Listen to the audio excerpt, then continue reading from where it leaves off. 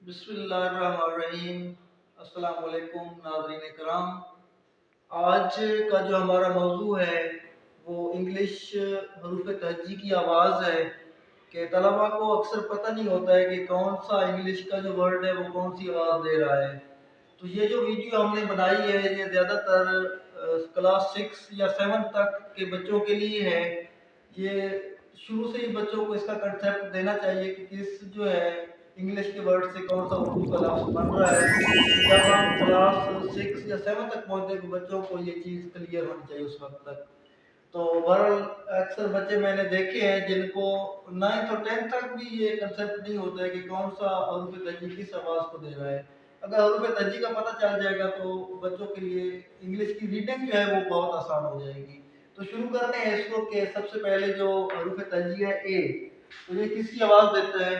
तो ये आ की आवाज़ देता है, अलिफ अलिफ मादा ऐन की आवाज़ देता है, आ की आवाज़ देता है। जैसे ए फॉर एप्पल है, तो जब हम ए फॉर एप्पल कहते हैं तो उस वक्त जो है एप्पल बात बन रही है। देखिए एप्पल एप्पल है तो A double P L E, अगर हम एप्पल लिखते हैं तो इसको उर्दू में हम ऐसे एप्पल लिखेंगे।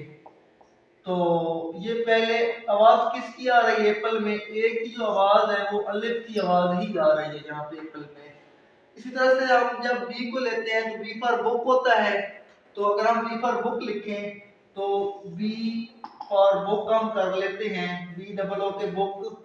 तो इसमें जो बुक को अगर हम ऐसे लिखते हैं उर्दू में तो ये बे का बुक बनेगा। तो बी की जो आवाज है वो बे की आवाज आ रही है। इसी तरह से जो सी है ये काफ की है, सिफर कार हम कहते हैं तो सी आर कार बनता है। तो कार से काफ से कार बनता है, काफ अलिफ कार है, मकूफ कार। इस तरह से डी को लेते हैं तो डी से दाल और दाल के बाद बनती है। डी फॉर डक हम कहते हैं तो डक में पहले लफ्ज दाल इस्तेमाल होगा। ई है, ई पर एग हम लेते हैं तो एग अगर हम लिखते हैं तो ई डबल जी एग है। इसको हम अगर उर्दू में लिखें तो ये ऐसे एग आएगा। तो किसकी आवाज आ गई? अलिफ की आवाज आ गई। ई से ई है पहला लफ्ज और ये इससे अलिफ की आवाज बन रही है एग। इस तरह से कहीं पे ये की आवाज भी देगा और बड़े ये की भी देगा। अगर वर्ड के दरमियान में लगेगा तो इसकी आवाज चेंज हो जाएगी। शुरू में आएगा तो ई से अलिफ बनेगा। इस तरह हम एफ पे आते हैं।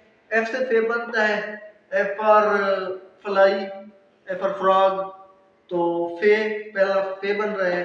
जी पे आते हैं तो जी से जो है जी फॉर गोट है, जी फॉर गोट अगर हम करते हैं गोट तो पहला लफ्ज गाफ बन रहा है। तो ये गाफ की आवाज देती है। अगर हम एच की बात करें तो एच पर हैन होता है।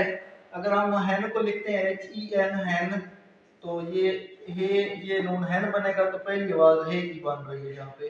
इस तरह आई जो है जेर की आवाज भी देता है, अलिफ की आवाज भी देता है। जे फॉर जग जिम की आवाज है, के फॉर काइट काफ की आवाज है, एल फॉर लाइन लाम की आवाज है, एम फॉर मंकी करते हैं तो मीम की, एन फॉर नोज अगर हम करते हैं तो पहला लफ्ज कौन सा बन रहा है? हर ये नून बन रहा है। ओ से वाव है, अलिफ वाव की आवाज है और पेश की आवाज है। पे की पी से पे बनता है, क्यू से काफ क्यू फॉर के जाजम, आर से रोज। तो अगर हम रोज को लिखें तो ये ऐसे रोज लिखेंगे तो आर से जो आवाज आएगी वो रे की आएगी। एस फॉर स्टार करते हैं तो सिन की आवाज आ रही है। टी फॉर ट्री करते हैं तो टे की आवाज आ रही है। यू फॉर अम्ब्रेला अगर करते हैं हम यहाँ पे अम्ब्रेला तो अलिफ की आवाज दे रहा है। और यू को अगर हम यूरोप में लिखते हैं तो ये की आवाज देगा। और वी से वाव की, डब्ल्यू से वाव की, एक्स जो है ये मिक्स आवाज देता है, काफ और सीन की आवाज मिक्स करके देगा। वाई जो है ये की आवाज देगा। और जी जो है ये जे की आवाज देगा या ज़ाद की या ज़ाल की आवाज देगा। कुछ अल्फाज ऐसे होते हैं जो मुरक्कब होते हैं, जैसे हमने यहाँ पे लिखा था बी एच, ये भे की आवाज देगा। यहाँ पे हमने लिखा था डी एच, ये ढे या धे की आवाज देगा। इसी तरह से जी एच को करते हैं तो घे की आवाज देता है। अगर हम के एच को करते हैं तो ये खे की आवाज देता है। अगर हम खान के स्पेलिंग लिखते हैं तो के एच ए एन हम करते हैं खान, तो के एच से क्या बनेगा? खे बनेगा। खे अलिफ खान खान लिखेंगे। इसी तरह से अगर हम पी एच करते हैं तो ये फे की आवाज देगा और टी एच को करते हैं तो ये ठे की आवाज देगा। तो ये आवाजें जो हैं इनको मुरक्कब में लेके आता जब दो दो लफ्ज बनते हैं। तो सीन के बाद भी देते हैं, अगर सी के बाद ई लग जाए, यहाँ सी के बाद ई लग जाए तो वहाँ ये सीन के बाद दे देता है। वैसे ये अगर शुरू में लगता है तो सीन के बाद देता है।